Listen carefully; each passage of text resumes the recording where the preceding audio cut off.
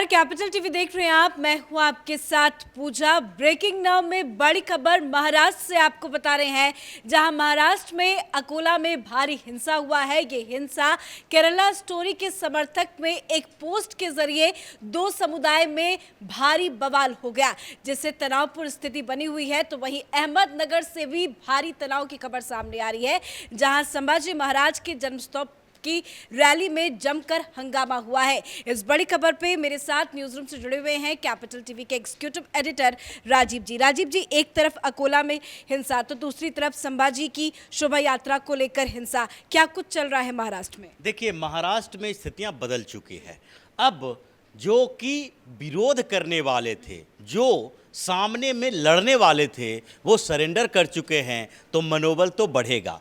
बात उद्धव ठाकरे की कर रहे हैं। जिस तरीके से इन लोगों ने कुछ समय में महाराष्ट्र के पूरे माहौल को चेंज किया है, उससे तो यही लगता है कि अब धीरे धीरे वहाँ के जो मुस्लिम समुदाय है उसका मनोबल बढ़ता जा रहा है। क्योंकि अकोला में अचानक से घटना नहीं घटी, ये कर्नाटक चुनाव और कर्नाटक चुनाव के नतीजों में बार बार हर जगह कहा जा रहा है कि मुस्लिमों ने वहाँ टैक्टिकल वोटिंग की और इसीलिए कांग्रेस की बड़ी जीत हुई। और यहाँ तक कि वक्फ बोर्ड की तरफ से कहा जा रहा है कि वहाँ पर डिप्टी सीएम किसी मुस्लिम को बनाया जाना चाहिए। उस खबर को महाराष्ट्र में भी देखा जा रहा है और महाराष्ट्र के लोग भी इस बात को समझ रहे हैं कि जिस तरीके से कर्नाटक में हुआ, महाराष्ट्र में भी हो सकता है और उसके लिए एग्रेसिव होना जरूरी है। क्योंकि अकोला में जो हिंसा हुई है, ये सोशल मीडिया पर अगर कोई कुछ लिखता है तो उसके जवाब में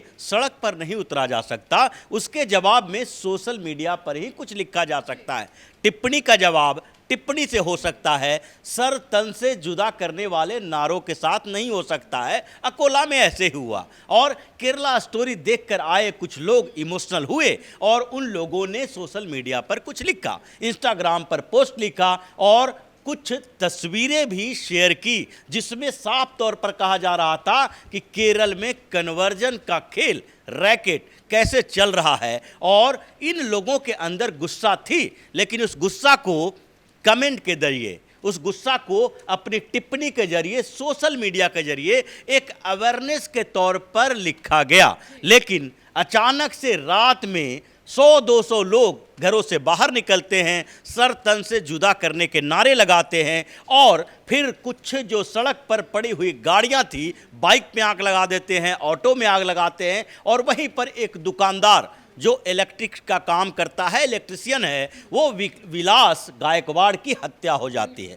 अब जब ये हत्या, खूनी जंग आप सड़क पर शुरू करेंगे, उसके बाद पुलिस को और दूसरे पक्ष को एक्शन लेना ही पड़ेगा। ये तो पुलिस पे ही पथराव कर रहे थे। इसीलिए जब पुलिस बात सामने आई तो पुलिस पर पथराव किया गया, थाने पर भी हमला किया गया, वहां पर भी जाके प्रदर्शन किए गए। अब इसके बाद पुलिस के पास क्या बचता है? एक ही उपाय है कि इन लोगों को शांत करने के लिए भाषणों से काम नहीं चलेगा, उसके लिए डंडे का इस्तेमाल ही करना पड़ेगा। और फिर वहां पर 144 धारा लागू कर दी गई, कर्फ्यू लागू कर दिया गया, फिर इंटरनेट सेवा बंद कर दी गई, उन क्षेत्रों में मोबाइल इंटरनेट पर प्रतिबंध लगा दिया गया। लेकिन सवाल यहीं पर खत्म नहीं होता है। अहमदनगर में क्या हुआ? अहमदनगर में वही हाल हुआ जो कि जहांगीरपुरी में हुआ, जो पश्चिम बंगाल में हुआ, जो उत्तर प्रदेश के कई क्षेत्रों में हो रहा था पहले से, और अलग अलग इलाकों में हर हिंदुओं के शोभा यात्रा के समय में किया जाता है। और इसमें संभाजी महाराज के जन्मोत्सव पर शोभा यात्रा निकाली जा रही थी, मंदिर के एरिया से गुजरा और ये शोभा यात्रा में जाने वाले लोग जब संभाजी महाराज की यात्रा निकालेंगे तो ये औरंगजेब के खिलाफ ही होगा। क्योंकि शिवाजी महाराज हों या संभाजी महाराज हों, इन लोगों ने औरंगजेब के जुल्मों को सहा और उनके खिलाफ संघर्ष किया, तो उन यात्रा में औरंगजेब का नाम भी आएगा, इन लोगों का नाम भी आएगा जिसने शोषण किया है। और ऐसे में ये जो मुस्लिम पक्ष है, वहाँ पर मुसलमान हैं, वो पहले से टारगेट करके रखे हुए थे, क्योंकि मस्जिद में पत्थर जमा करने का रिवाज तो नहीं है। ऐसा नहीं है कि मस्जिद के अंदर से अगर एक ट्रक पत्थर निकल रहा है जो सड़कों पर बिखरा हुआ है। वो अचानक से जब शोभा यात्रा निकाली गई उस समय उन लोगों को तकलीफ हुई और अचानक से मस्जिद में के अंदर पत्थर पैदा होने लगे और फिर उन लोगों पर पत्थरबाजी की जाने लगी। ये पहले से ही किया गया था, क्योंकि मस्जिदों के अंदर से जो पत्थर फेंके गए उसी के बाद अहमदनगर में भी तनाव की स्थिति हुई और हिंसा फैला। लेकिन स्थिति ये है कि ये जो महाविकास अघाड़ी है, जिसमें कांग्रेस भी है, शरद पवार के एनसीपी भी है और उद्धव ठाकरे एक नए नए जो सेकुलर पैदा हुए हैं, जिनके पिताजी यानी बाला साहब ठाकरे कभी ऐसे एक्टिविटी के विरोध में सामने आकर लड़ने वाले लोग थे, जिन्होंने एक्सेप्ट किया कि मुंबई में जो हिंदुओं ने सड़क पर निकल के अपने बचाव किए हैं उसमें उनका हाथ नहीं पूरा शरीर था, क्योंकि वो प्रतिक्रिया कर रहे थे। अब उद्धव ठाकरे जब सरेंडर कर चुके हैं सेकुलरिज्म के नाम पर, तो इन लोगों के अंदर डर नहीं है, क्योंकि लोगों को लग रहा है कि जो भगवा परचम फहराने वाले थे वो आपस में ही लड़ रहे हैं, डिवाइड हो चुके हैं। और इसीलिए इन लोगों ने अपने मनोबल को इतना बढ़ा लिया है कि जहाँ भी होगा, जहाँ पर भी इन लोगों को महसूस होगा कि इनकी भावनाएं आहत हो रही है, ये उन भावनाओं के आहत होने को चैलेंज कोर्ट में नहीं करेंगे। ये चैलेंज सोशल मीडिया का जवाब सोशल मीडिया से नहीं देंगे, बल्कि सड़क पर उतरकर तांडव मचा के देंगे और उसी का परिणाम ये सामने दिखाई ये सिर्फ दो समुदाय की आपसी लड़ाई नहीं है, जानबूझकर साजिश रचने के तहत पूरे माहौल खराब करने की कोशिश की। देखिए, ये समुदाय हिंदुस्तान के अंदर एक ही है।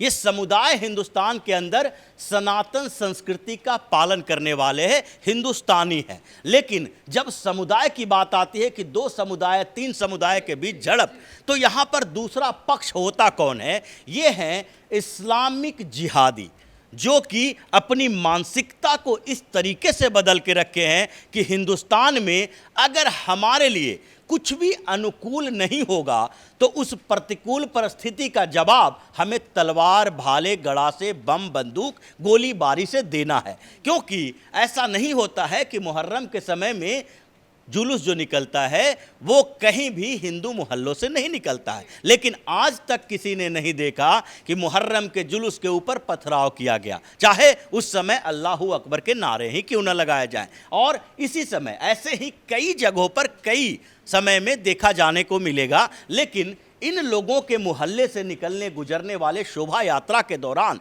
जो पहले से टारगेट करके रखा हुआ रहता है, ये भय की राजनीति है। ये ऐसी राजनीति है जिसमें ये लोग चाहते हैं कि डर और खौफ इतना पैदा कर लो कि हमारे क्षेत्र को पाकिस्तान समझ लिया जाए, जहां पर हिंदुओं को गुजरना, शोभा यात्रा निकालना एक ऐसी मुश्किल बन जाए कि अगली बार से वहां या तो कर्फ्यू लग जाए या फिर खुद ही ये लोग वहां से निकलने में डरे। और यही माहौल अभी महाराष्ट्र में पैदा किया जा रहा है, सियासत में भी। क्योंकि सियासी तरीके से अगर देखा जाए तो ये लोग ये चाह रहे हैं कि 2-3 बार ऐसी घटनाएं होगी, हंगामा होगा, तो शिंदे की सरकार है, भारतीय जनता पार्टी की सरकार है, ये दोनों एक्शन तो लेंगी। अगर उत्तर प्रदेश में कुछ ऐसी घटना होगी तो सीएम योगी एक्शन लेंगे। ये कोई ममता बनर्जी का पश्चिम बंगाल नहीं है कि जहां पर ममता बनर्जी मूक दर्शक बन के देखती रहें और शांति दूत बनाकर इन लोगों को पैगाम देते रहें। वहां एक्शन होगा तो उसके रिएक्शन में मुस्लिम ध्रुवीकरण होगा और हिंदू जो एक कन्फ्यूज्ड कौम हिंदुस्तान के अंदर है, जिसको राजनीति और धर्म को अलग अलग करने की शिक्षा दी गई है, सीख दिया गया है सो कॉल्ड सेकुलरों के द्वारा। और ये कन्फ्यूज्ड जो कौम है, ये मराठाओं में, जातियों में, उपजातियों में बटा हुआ, ये राजनीति को उस आधार पर देखता नहीं है कि सत्ता से ही धार्मिक युद्ध की जा सकती है। और इसीलिए ये लोग हमेशा मुस्लिम ध्रुवीकरण करके हिंदुओं को बांट के अपनी राजनीति चमकाने की कोशिश कर रहे हैं, जैसा कि कर्नाटक में हुआ। उसका प्रभाव ये लोग महाराष्ट्र में दिखाने की कोशिश में लगे। बहुत बहुत धन्यवाद जानकारी के लिए। तो ये कौन है वो लोग, किसके विषय पर ये माहौल खराब करने की कोशिश कर रहे हैं। आप अब अच्छे से समझ गए होंगे। महाराष्ट्र की 2 जगहों पर भारी हिंसा की खबर सामने आई, एक अकोला में तो वहीं दूसरा अहमदनगर में। इस बड़ी खबर में मेरे साथ फिलहाल इतना ही। कैमरा पर्सन अशोक के साथ मैं पूजा, कैपिटल टीवी।